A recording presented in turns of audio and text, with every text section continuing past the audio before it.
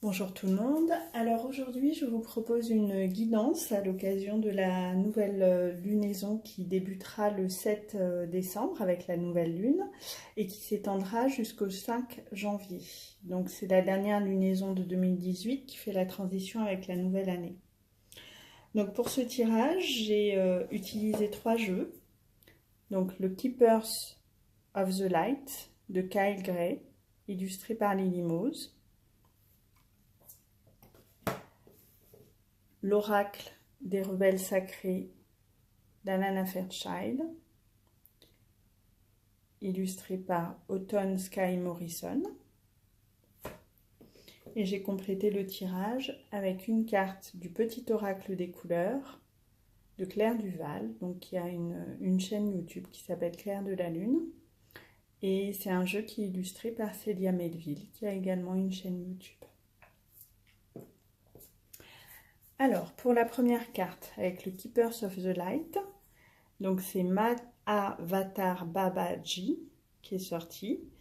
Donc c'est un maître ascensionné, un maître yogi en fait, dont le nom signifie grande incarnation. Donc la partie Mahavatar signifie grande incarnation et Babaji, père sacré. Donc c'est un maître ascensionné en fait qui porte des énergies christiques comme Jésus. Et là, il vient nous apporter un message d'expansion de conscience. Il fait référence bien sûr au troisième œil, donc avec cette couleur indigo qui est très présente, et puis le symbole aussi du chakra du troisième œil qui est visible ici. Donc une expansion de conscience, plus de connexion au divin, et aussi une plus grande compréhension en fait de la connexion entre tout ce qui est. Donc aussi le fait de comprendre que tout a une raison d'être et surtout qu'on a le pouvoir en fait de créer notre réalité par le biais de nos pensées, de nos paroles et de nos actions. Donc si on veut changer notre réalité, il est nécessaire en fait d'ajuster nos pensées, nos paroles et nos actions. Donc ce sont vraiment les énergies qui créent notre réalité. Donc c'est une carte qui nous invite à la visualisation créatrice. Ça m'a vraiment fait penser à ça. Donc je vous montrerai un livre qui traite du sujet, si ça vous tente de travailler sur ce sujet-là. C'est un livre qui peut être très intéressant pour pouvoir bien apprendre à visualiser vos futures créations. Voilà, donc une plus grande connexion au divin. Et puis pour pouvoir mieux se diriger en fait sur notre chemin d'évolution grâce à notre intuition, puisque c'est bien sûr une carte qui nous renvoie à notre intuition, au fait que on est connecté en permanence, mais que des fois on ne voit pas les messages. Donc là, c'est une invitation à être plus attentif, sachant que l'énergie de cette fin d'année se prête justement à recevoir des messages, à plus d'intuition et à une plus grande à une expansion de conscience en fait. Voilà, le fait de et puis aussi de comprendre que le divin et la matière ne sont pas séparés, bien au contraire, comme je le disais tout à l'heure, c'est vraiment lié en fait, c'est l'invisible qui s'incarne dans la matière par le biais de nos pensées, de nos actions et de nos paroles. Donc ça, c'est un premier message que l'on reçoit au travers de ce tirage. Et en fait, il est plus que complété par la deuxième carte, donc de l'oracle des rebelles sacrés. Soyez le chasseur, pas le chassé. Donc là, on voit une chouette, bien sûr, qui renvoie au troisième œil, elle aussi, à l'intuition, qui nous invite à plus de lucidité, à être vigilant quant au piège de l'illusion. Alors quand je dis piège de l'illusion, je pense piège de l'illusion que notre ego peut entretenir, mais aussi de l'illusion à laquelle on peut être confronté dans nos relations de manière générale. Donc la chouette, là, elle nous invite à être vigilant et à rester connecté à nous-mêmes pour pouvoir entendre ce qui n'est pas dit et voir ce qui est caché. Donc pour pouvoir éviter justement les pièges de l'illusion. Donc comme je disais, que ce soit l'illusion entretenue par notre ego ou par des personnes extérieures à nous. Donc c'est une carte qui nous invite à prendre soin en fait de nos besoins, de prendre conscience que c'est pas que les besoins des autres en fait ne sont pas prioritaires sur les nôtres. Donc il y a besoin effectivement de lâcher prise sur les attentes de l'extérieur et identifier en fait tous les vieux schémas d'auto-sabotage ou de sauveur, voilà, le fait de se sentir indispensable auprès des autres pour qu'ils puissent aller mieux, pour qu'ils puissent avancer dans leur vie, dans leurs projets. Pareil, les vieux schémas de soignants, voilà, le mythe de l'infirmière ou de l'infirmier qui veut absolument prendre soin de tout le monde et apporter du bien-être à tout le monde. Et en fait, la principale personne à qui elle devrait en apporter en général, c'est elle-même. Donc, en ce temps de fête, je pense que cette carte n'est pas sortie de manière anodine. Donc voilà, qu'on est à une étape où il faut cultiver la paix en nous, et cette paix, pour pouvoir cultiver cette paix en nous, il faut à un moment donné rendre leurs responsabilités aux autres autour de nous pour que chacun se prenne en charge en fait. Ouais, oui, c'est ça. Pour que chacun se prenne en charge et en fait que eh bien, chacun puisse agir de manière juste pour lui.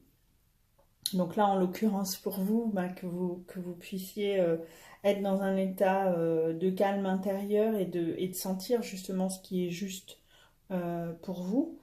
Donc ça, c'est une carte qui annonce une nouvelle phase d'autonomie qui apporte plus d'amour de soi, puisqu'on va être attentif à ses propres besoins. Et puis donc forcément plus de liberté, puisque moins les relations avec cette approche-là seront plus équilibrées. Il y aura moins d'attachement. Malheureusement, on a tendance à confondre amour et attachement. Attachement, dans le mot attachement, il y a toujours de la peur qui vient entacher le lien d'amour. Et donc peut-être être vigilant à voir quel type de relation on entretient avec nos proches. Je pense vraiment ce temps des fêtes de fin d'année, de Noël notamment,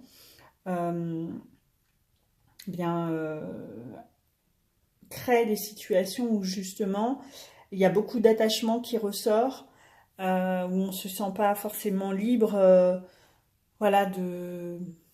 d'organiser les fêtes comme on le souhaite, de faire vraiment les fêtes comme on les souhaite. Par exemple, si on a envie de rester chez soi et que la tradition veut que Noël ce soit en famille, et ça risque de faire des drames dans certaines familles. Je sais pas pourquoi, je sens que le message s'adresse à moi. Mais bon. Oui, forcément, si je fais cette vidéo, c'est que le message s'adresse à moi, de toute façon. Mais je suis sûre que ça parlera à beaucoup d'entre vous. N'hésitez pas à me le dire en commentaire.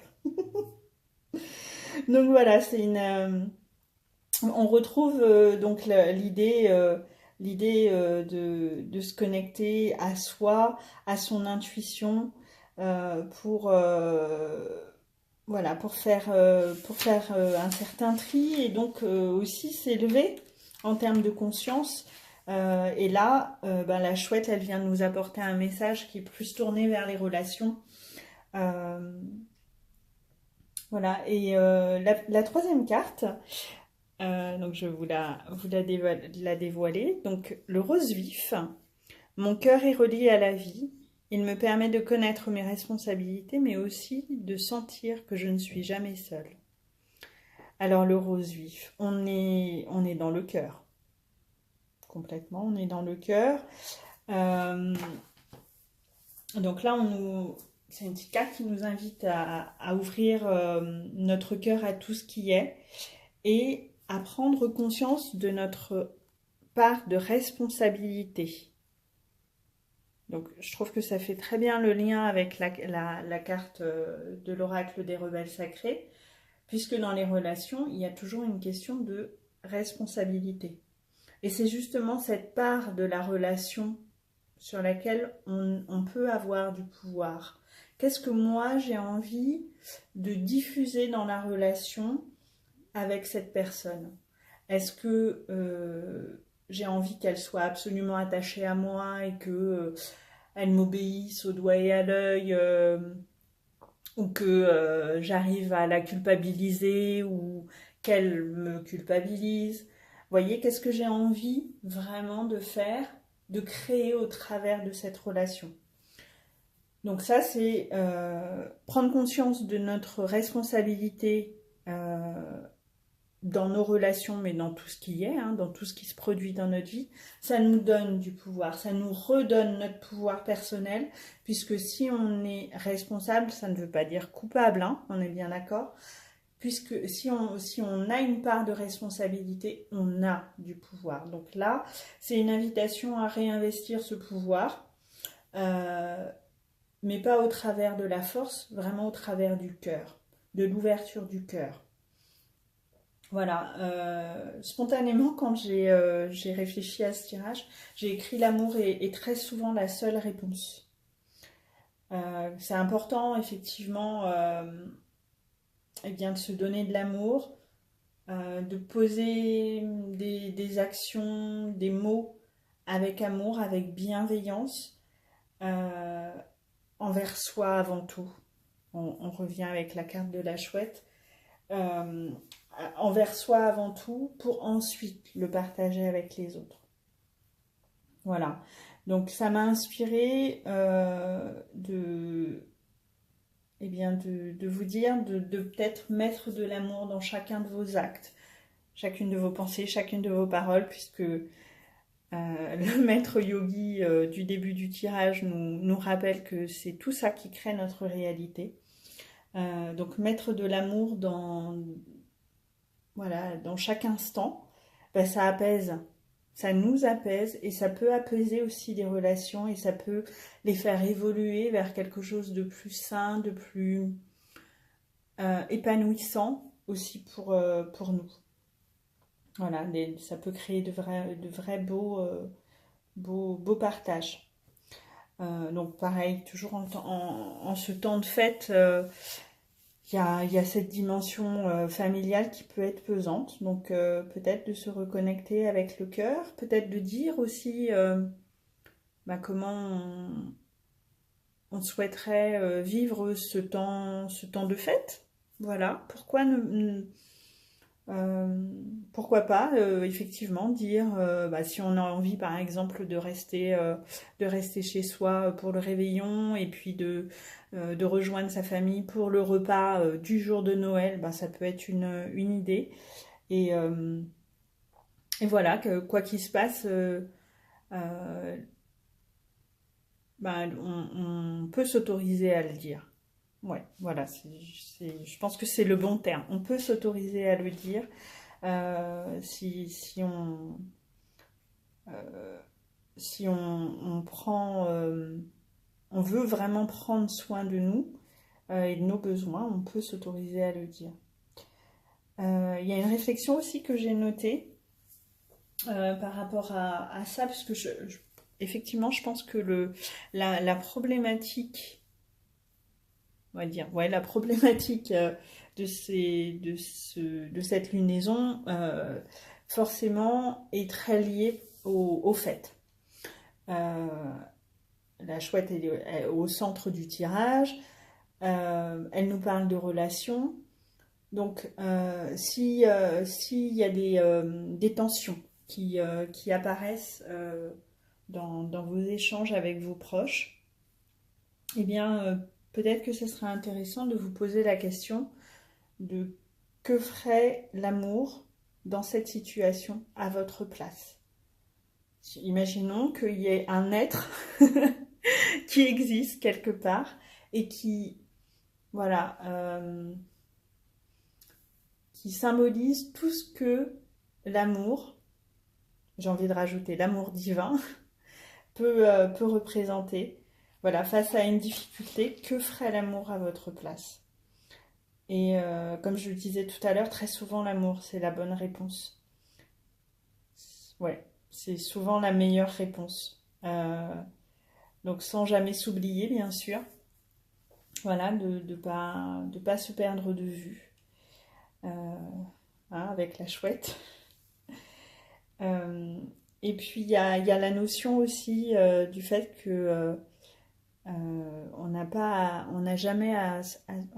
à se sentir seul. Je ne suis jamais seule. Alors ça m'a fait penser eh bien de vous inviter à vous connecter à vos guides.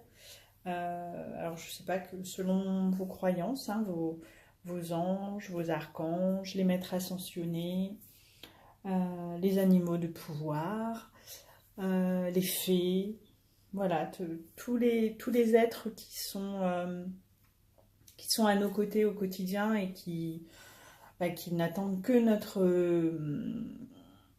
notre autorisation pour nous aider. Voilà, de les contacter, de leur demander de l'aide, des conseils aussi. Et puis, on n'est jamais seul parce qu'il y a aussi notre âme qui est là. Alors, je ne sais pas comment vous appréhendez cette notion de l'âme. Mais voilà, pour moi, c'est c'est notre partie divine en fait, qui, au fur et à mesure de notre expansion de conscience, justement, eh bien, prend les commandes. Ouais, c'est un peu, c'est un peu ça. Voilà, donc peut-être de se connecter un petit peu plus à votre âme pour savoir quelles sont vraiment ses aspirations, ses envies. Qu'est-ce qu'elle a envie de co-créer avec vous dans votre vie. Voilà, parce que vous êtes la manifestation de votre âme là sur Terre, incarnée. Donc quelque part, vous avez un pouvoir que votre âme n'a pas, puisqu'elle n'est pas dans la matière à proprement parler. C'est au travers de vous qu'elle arrive à créer quelque chose dans la matière. Donc réfléchir, se connecter avec elle et voir qu'est-ce que vous avez envie, tous les deux, entre guillemets, sauf que vous êtes un, on est d'accord. Mais concrètement, elle, avec sa conscience, sa connexion au divin, qu'est-ce qu'elle a envie de co-créer avec vous, être humain dans la matière, de manière plus concrète. Voilà. Et pour le coup, je pense que c'est une réflexion qui donnera une tournure différente à vos intentions de nouvelle année.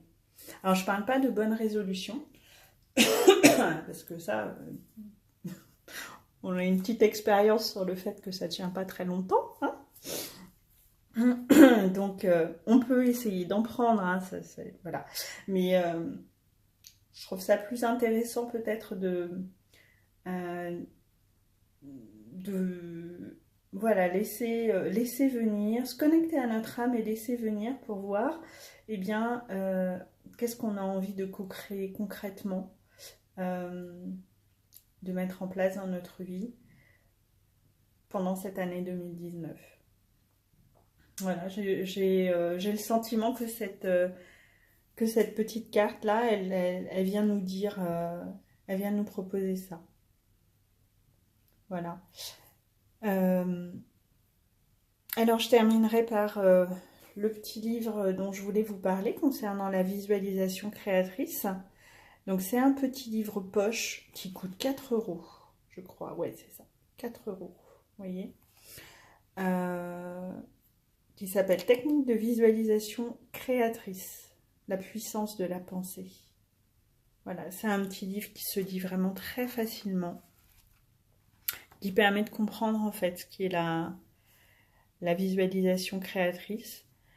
Moi, de ce que j'en ai compris, dernièrement, j'ai vu justement une conférence du docteur Joe Dispenza. Donc ça aussi, c'est un auteur que vous pouvez, dont vous pouvez lire les livres pour intégrer, comprendre en quoi consiste cette fameuse visualisation créatrice. Je vais vous dire en 2 mots, moi, ce que je comprends. C'est que tout l'enjeu, en fait, est de créer l'émotion dans le moment présent. Et quand je dis créer l'émotion, c'est dans votre corps, concrètement. De créer l'émotion du résultat de ce que vous visualisez. Parce que du coup, la vibration, elle change quand on a une émotion. Et la loi d'attraction fait que la vibration dans laquelle on est attire les choses. Donc si on est déjà dans cette joie de ce que l'on a envie de créer dans notre vie, et ben on se rapproche du résultat. Ouais, c'est ça, on se rapproche du résultat. Voilà, donc c'est un petit livre que je vous encourage à lire si c'est un sujet que vous n'avez jamais traité. Il est vraiment facile à appréhender, il coûte pas cher en plus. Ça peut être aussi une idée cadeau pour vos proches autour de vous. Voilà, un petit exercice que vous pouvez pratiquer tous les jours ou tous les 2-3 jours. Certaines personnes disent que ça fonctionne d'autant mieux qu'on le fait juste avant de s'endormir. Voilà, à vous de tester, de voir ce qui vous convient. En tout cas, une chose est sûre, c'est que la loi d'attraction passe par les vibrations qu'on émet.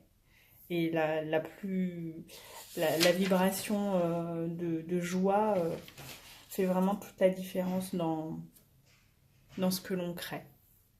Voilà, et puis c'est un accélérateur en plus. Voilà pour ce tirage. Donc dites-moi en commentaire si ces éléments vous parlent, si vous connaissez ce petit livre ou les livres du docteur Joe Dispenza.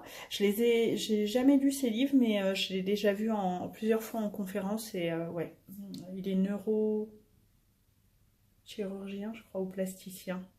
Neuroplasticien, ouais, je crois que c'est ça. Et voilà, enfin, il a une expérience de vie où il a très largement mis en pratique ce qu'il propose et il l'explique très très bien. Voilà, donc n'hésitez pas à me partager vos réflexions en commentaire. Et puis, eh bien, vous pouvez peut-être aussi, à la suite de ce tirage, dégager quelques mantras ou points de vigilance que vous voulez avoir pour les prochains jours, pour les fêtes notamment. Et si vous avez des difficultés relationnelles ou même de manière générale, vous demandez que ferait l'amour à votre place. Vous trouverez toujours la bonne réponse. Voilà, merci beaucoup. Au revoir.